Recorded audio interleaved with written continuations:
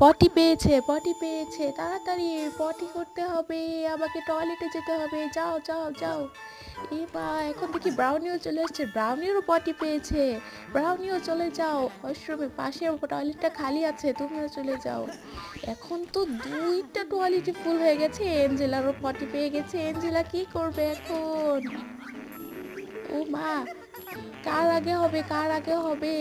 Angela wait করছে, Angela ভাই, এঞ্জেলার পেটে ব্যথাও করছে। না না না, এঞ্জেলা থাকতে পারছে না, কেউ এঞ্জেলার পেটে ব্যথা করছে।